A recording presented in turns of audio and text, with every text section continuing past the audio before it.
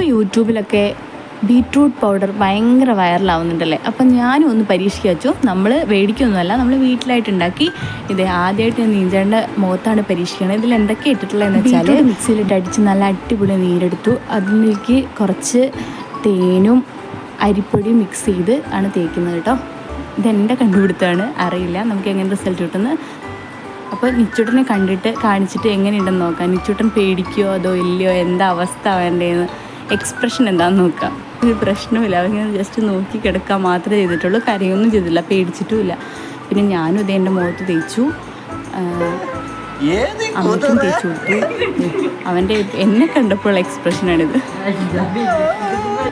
ആള് മുഖം കഴുകി വന്നു. അപ്പോൾ പഞ്ചസാര, തേന്, കാപ്പിപ്പൊടി ഒക്കെ മിക്സ് ചെയ്ത് തക്കാളി അതൊക്കെ എടുത്ത് നല്ലൊരു സ്ക്രബും കൂടി ഞാൻ ചെയ്തിട്ടുണ്ടായിരുന്നു. എങ്ങനെയുണ്ട് കാണാൻ? ഞങ്ങൾ രണ്ടുപേരും മുഖം കഴുകി റെഡി ആയിട്ടുണ്ട്. അപ്പോൾ എങ്ങനെയുണ്ട് കമൻറ്റ് ചെയ്യണേ.